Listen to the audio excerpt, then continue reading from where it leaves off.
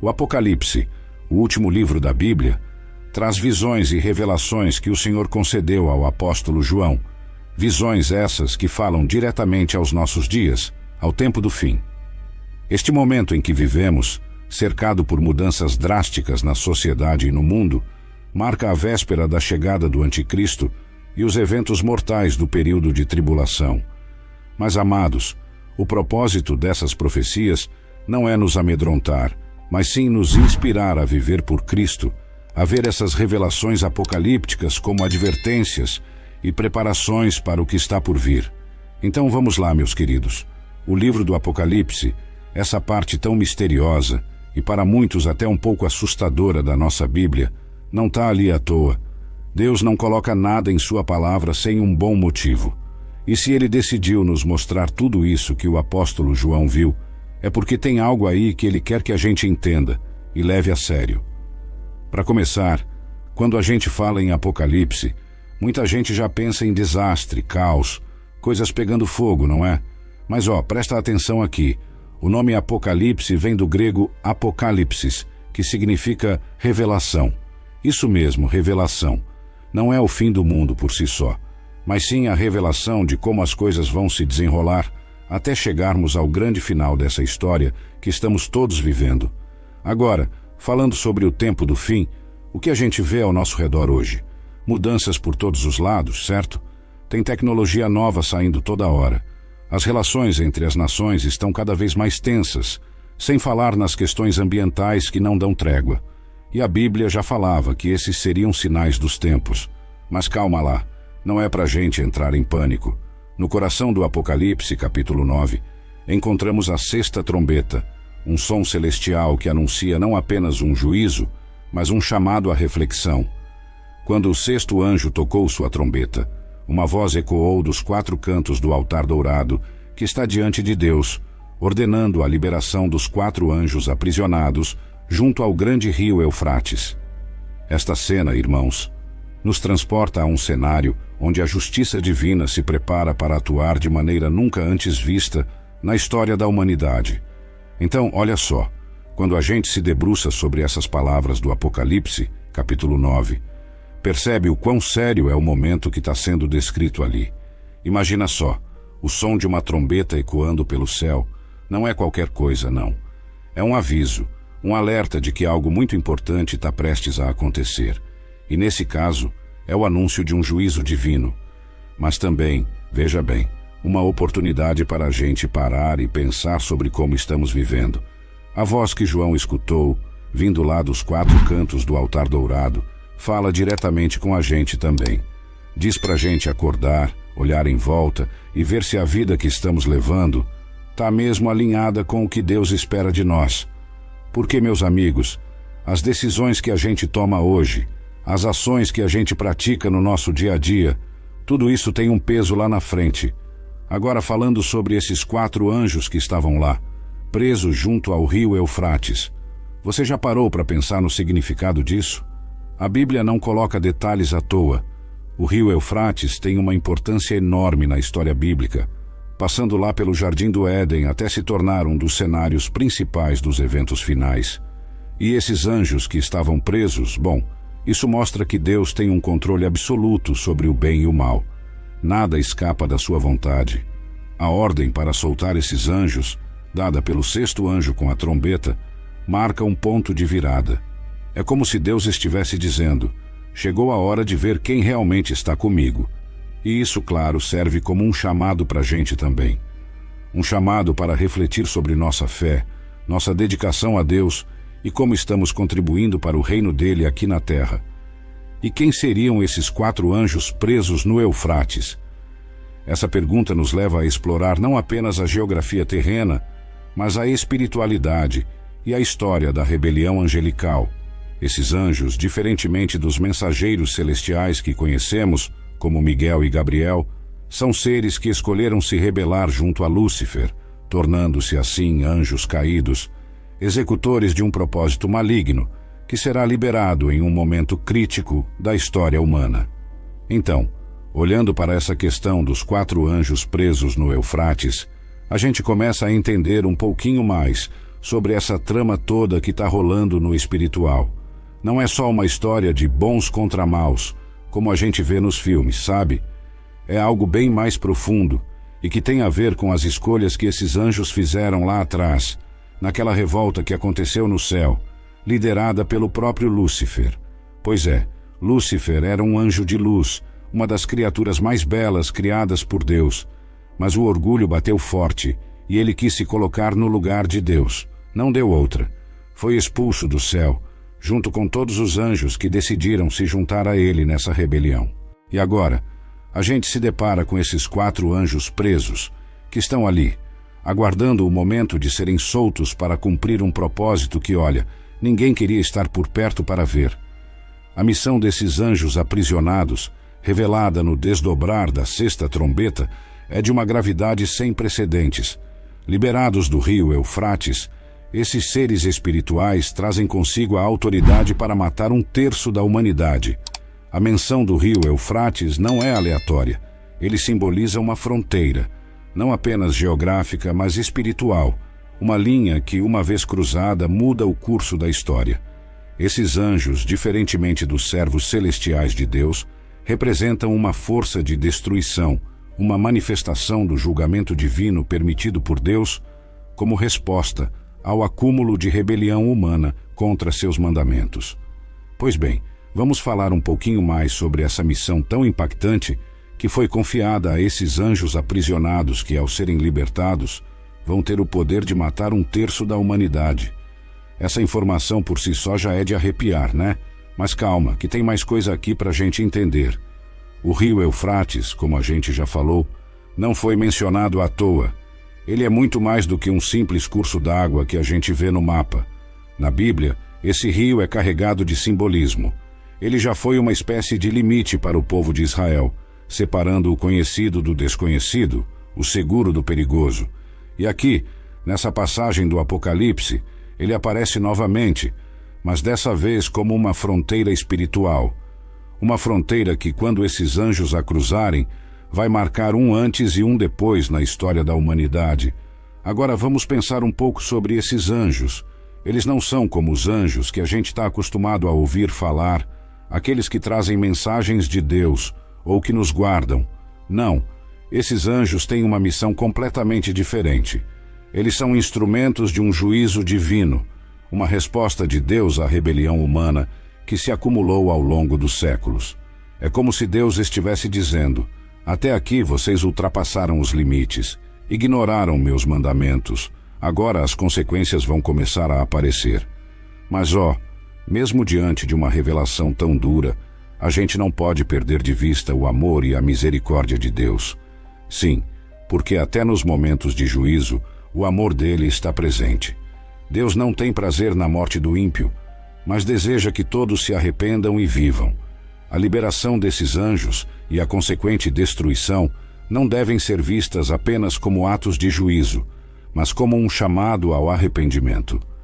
Deus, em sua infinita misericórdia, sempre precede seus atos de justiça com advertências e oportunidades para que nos voltemos a Ele.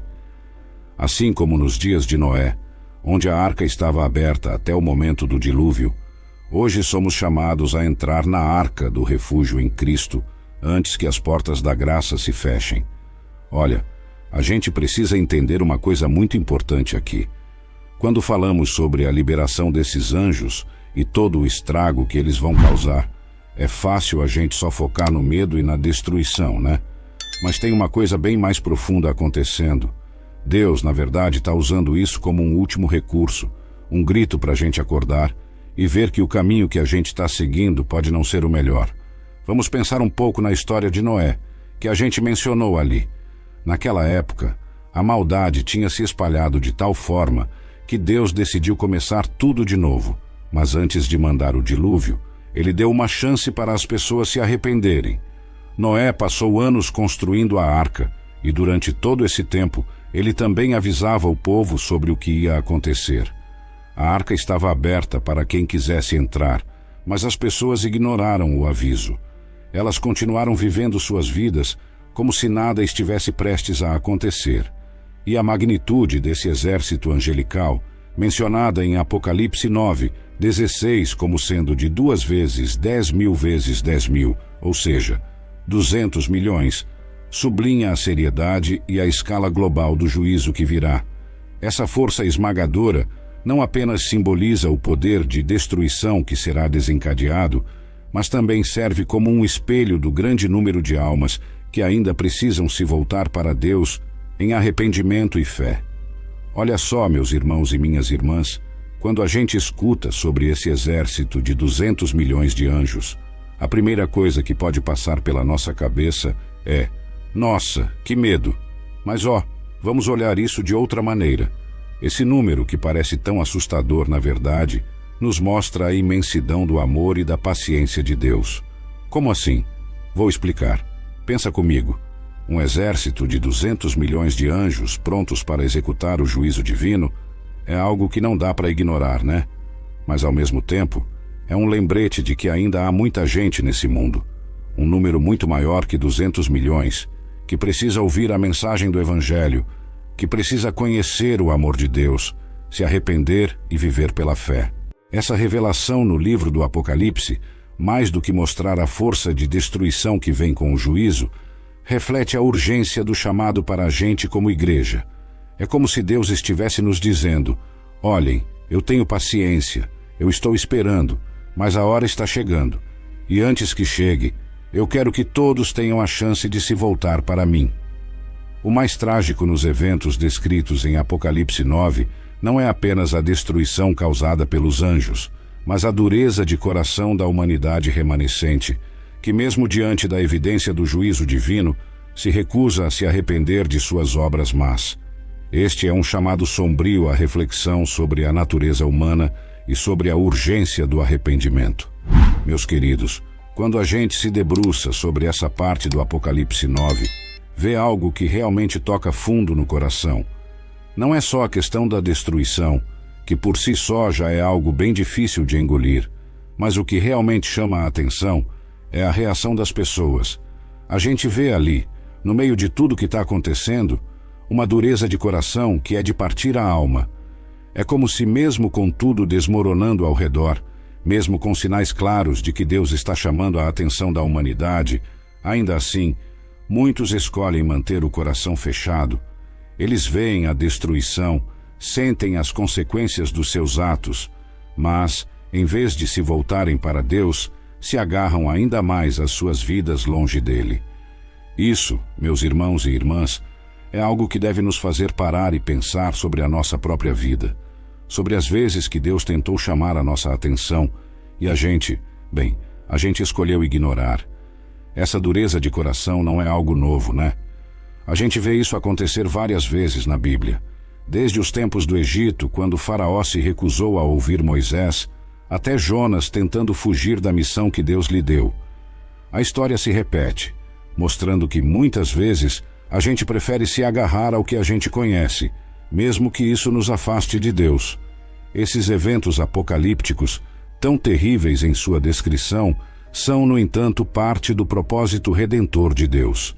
Eles servem como ultimato para que as pessoas reconheçam sua soberania e se voltem para Ele, abandonando suas vidas de rebelião.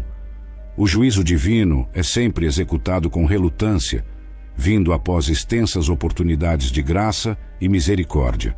Meus irmãos, quando a gente olha para esses eventos descritos em Apocalipse, pode ser fácil cair na armadilha de ver só o lado sombrio, o juízo, a destruição. Mas eu quero que a gente olhe além. Deus, em sua essência, é amor, misericórdia e graça. Ele não se alegra com o sofrimento, não deseja a perdição de ninguém. Toda essa parte difícil da história, essa parte que fala de juízo e destruição, tem um propósito maior. É um chamado de amor. Pensa comigo. Deus, ao longo de toda a Bíblia, dá chances atrás de chances para o seu povo voltar para Ele. Desde os tempos de Adão e Eva, passando por Noé, Moisés, os profetas, até a vinda de Jesus, cada passo da história é marcado pela paciência e pela esperança de Deus de que a gente entenda o seu amor e decida viver uma vida que esteja em harmonia com esse amor. Esses eventos apocalípticos, então, podem ser vistos como um ultimato, sim, mas um ultimato de um pai que já tentou de tudo. Ele já mandou mensagens, já mostrou sinais, já fez promessas, já cumpriu essas promessas, e agora ele está dizendo: filhos, por favor, entendam, é hora de voltar para casa, é hora de deixar de lado essa rebeldia, essa vida que não vai levar vocês a lugar nenhum bom. Deus executa seu juízo com relutância, sabem? Não é algo que ele faz porque quer, mas porque, em sua justiça perfeita, ele não pode ignorar o pecado para sempre. No entanto, mesmo nesses momentos de juízo, a misericórdia e a graça de Deus estão presentes. Ele espera até o último momento possível, dando todas as chances para que ninguém se perca. Este cenário apocalíptico não deve nos levar ao medo, mas à vigilância e à santidade. Estamos sendo chamados a viver de maneira que reflita nossa esperança em Cristo, nossa fé na sua volta e nosso compromisso com a justiça divina. Como igreja, nossa missão é espalhar essa mensagem de arrependimento e esperança, preparando os corações para o retorno do Senhor. Olha, pessoal, é fácil a gente se deixar levar pelo medo quando lê sobre essas visões apocalípticas, né? Mas o que Deus realmente quer da gente não é medo, é atenção e ação. Ele quer que a gente esteja ligado, atento e, mais do que isso, vivendo de um jeito que mostre ao mundo inteiro a fé que a gente tem no coração. Estamos esperando a volta de Jesus, certo? E essa espera não é passiva, não é só sentar e aguardar. Essa espera é ativa. É como se a gente estivesse se preparando para receber alguém muito importante em casa. A gente limpa, arruma, se arruma, faz tudo para que essa pessoa veja o quanto ela é esperada e querida. Com Jesus é a mesma coisa. A gente se prepara vivendo vidas que refletem o amor dele, vidas de santidade, longe do pecado, e cheias de ações que mostram o nosso compromisso com a justiça divina. E não é só isso, como igreja, a gente tem uma missão enorme nas mãos. A gente precisa espalhar essa mensagem de arrependimento e esperança. Tem muita gente por aí que ainda não conhece a verdade, que ainda não sentiu no coração a esperança que a gente tem. E essa é a nossa tarefa: preparar os corações dessas pessoas, mostrar para elas que há uma esperança real e viva, e que essa esperança tem nome e sobrenome: Jesus Cristo. À medida que nos aproximamos do clímax da história humana, conforme delineado nas Escrituras, a importância de nosso testemunho como cristãos torna-se ainda mais crítica. Somos chamados a ser luzes em meio à escuridão, embaixadores do reino de Deus, proclamando a esperança do Evangelho até os confins da terra. Nossa vida deve ser um espelho do amor de Cristo, atraindo outros para a salvação, antes que as portas da graça se fechem para sempre. A gente está vivendo um momento único na história.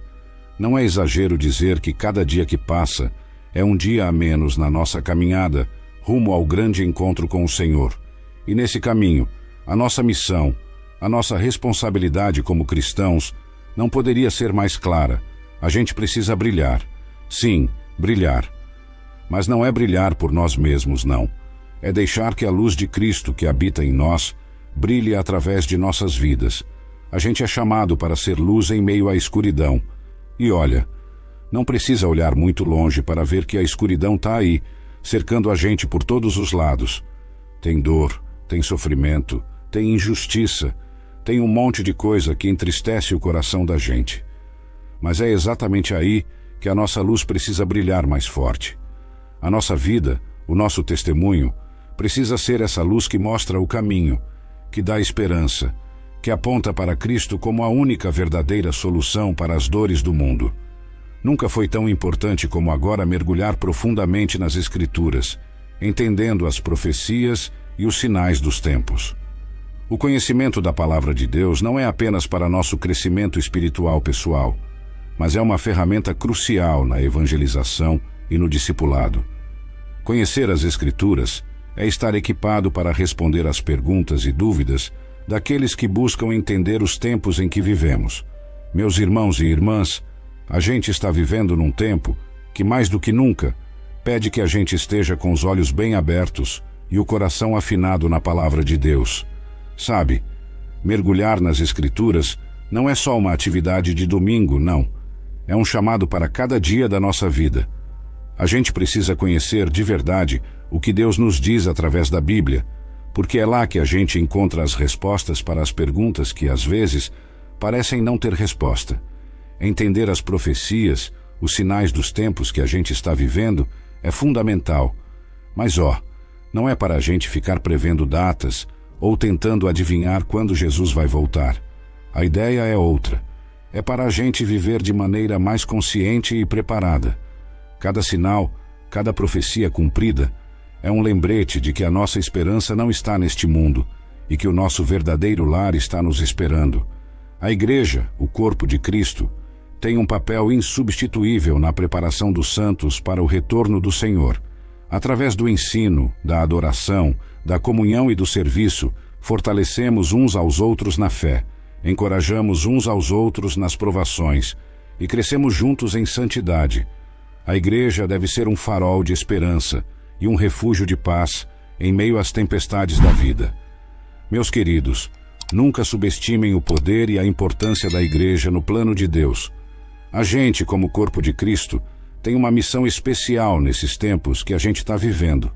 É aqui, nesse espaço de amor e fé, que a gente se junta para aprender mais sobre o que Deus espera de nós, para adorar o Senhor em espírito e em verdade, para compartilhar as alegrias e as dores da vida em comunhão, e para servir uns aos outros e à comunidade ao nosso redor.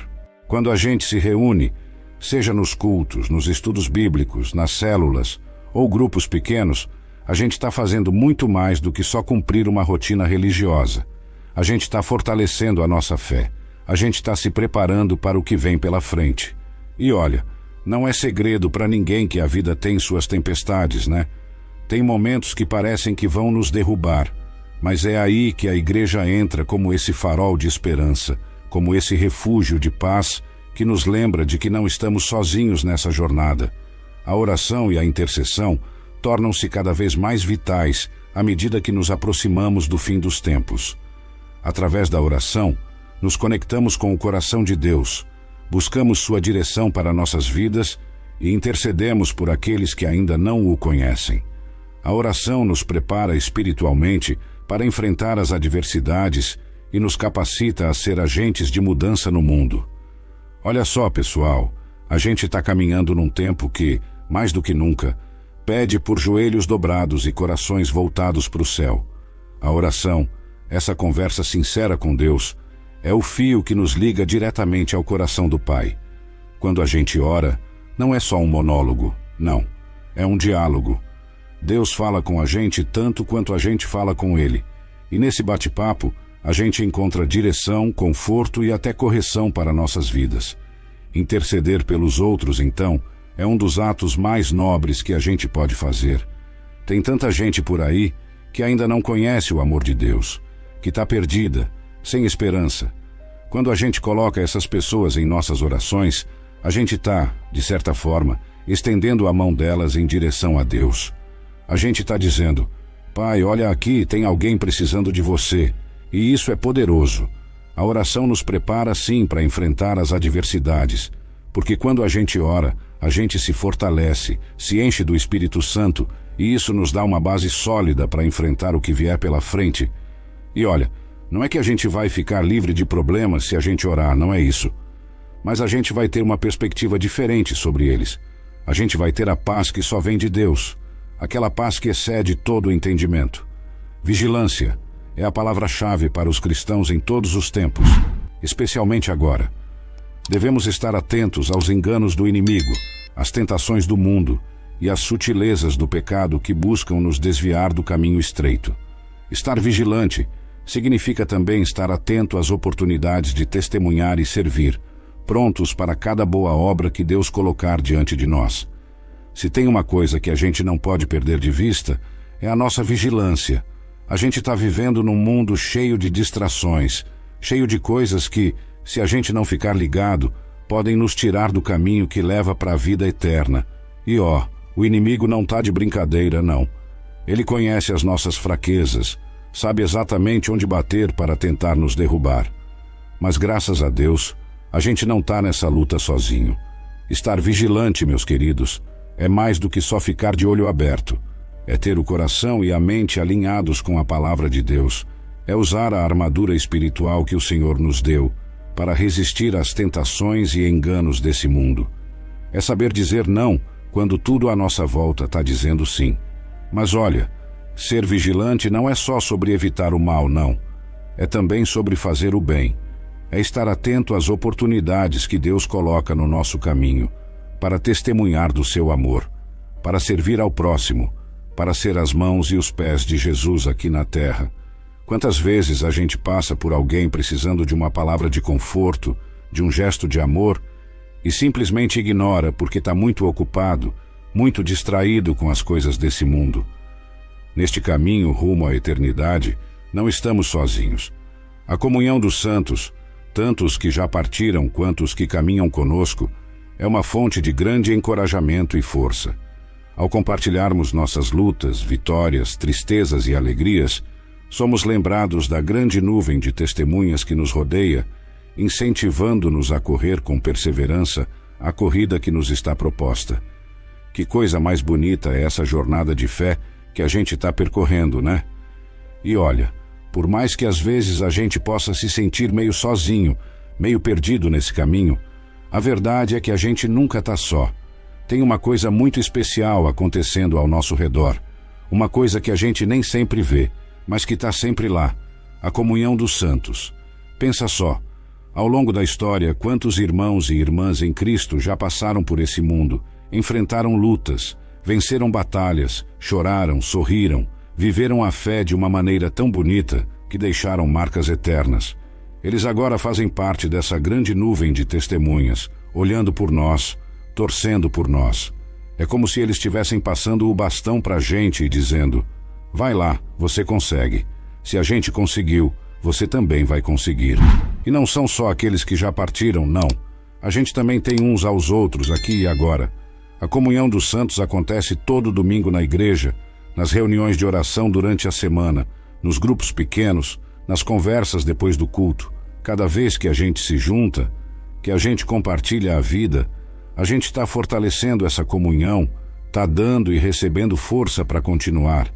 Mesmo diante das tribulações e dos desafios do fim dos tempos, nossa esperança permanece inabalável na promessa da glória eterna.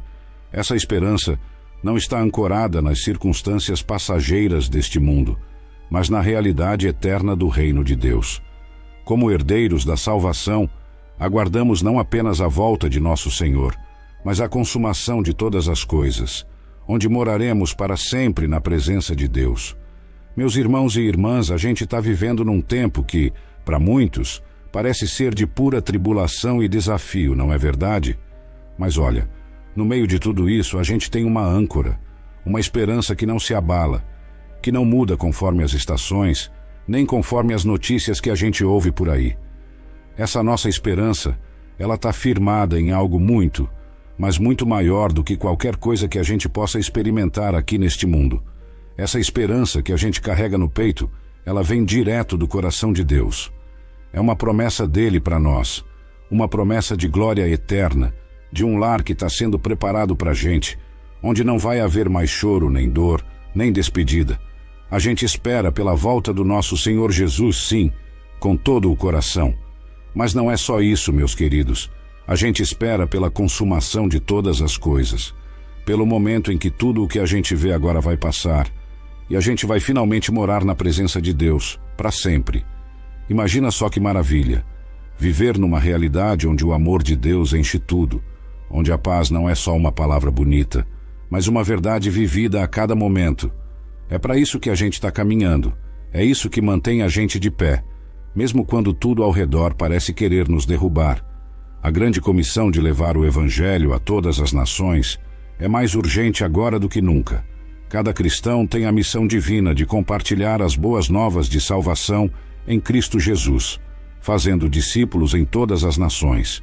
Este é o nosso mandato celestial, e devemos cumpri-lo com zelo e dedicação, sabendo que nosso trabalho no Senhor não é em vão. Ah, meus queridos, a gente vive num tempo em que as palavras de Jesus, aquelas sobre levar o Evangelho a todas as nações, ressoam com uma urgência que não dá para ignorar. Olha só, Nunca na história foi tão fácil alcançar os 4 cantos do mundo, seja pessoalmente, seja através da internet, das redes sociais.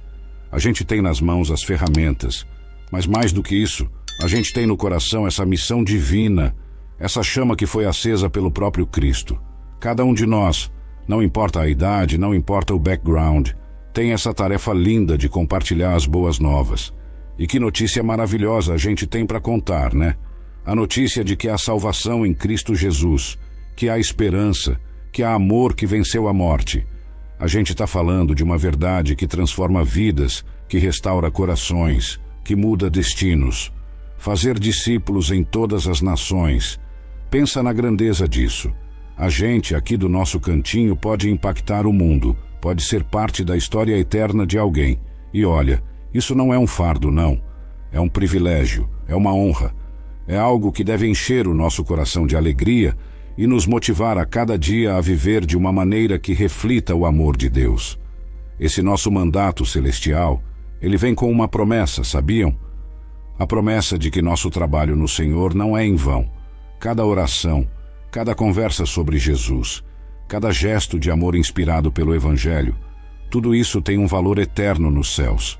Então, meus irmãos e irmãs, vamos abraçar essa missão com todo o zelo e dedicação. Vamos ser fiéis nesse chamado, sabendo que, no fim, a gente vai poder olhar para trás e ver os frutos maravilhosos que Deus gerou através da nossa simples obediência.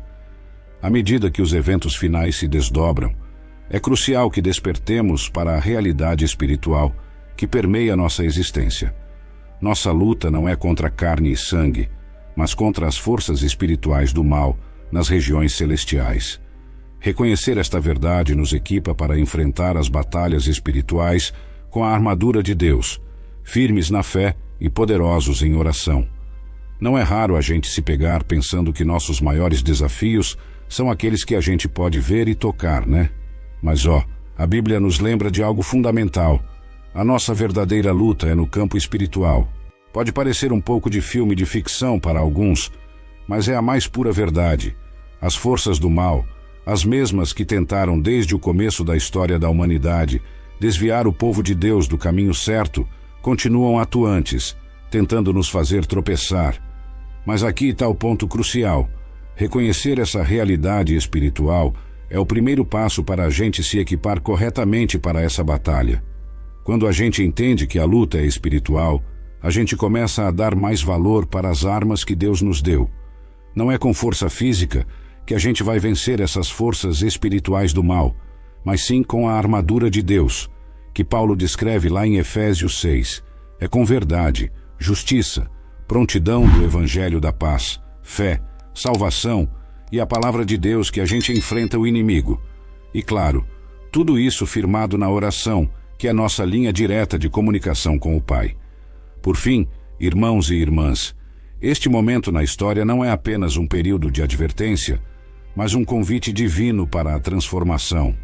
Deus nos chama a sair do comodismo, a renunciar às obras das trevas e a viver como luzes neste mundo, antecipando a vinda de nosso Senhor Jesus Cristo. Que estejamos sempre prontos, vivendo de maneira digna do Evangelho, para que seja na vida, seja na morte, possamos testemunhar a glória de Deus. Deus, em sua infinita sabedoria e amor, não nos deixa caminhar por essa vida sem direção. Ele nos chama, nos convoca para uma vida que vai muito além do que a gente pode imaginar. Não é um chamado qualquer, é um chamado para a transformação. Pode parecer mais fácil seguir o fluxo do mundo, né? Viver no comodismo, evitar confrontos, simplesmente fechar os olhos para as coisas que não estão certas ao nosso redor. Mas vejam bem, esse não é o caminho que Deus planejou para nós.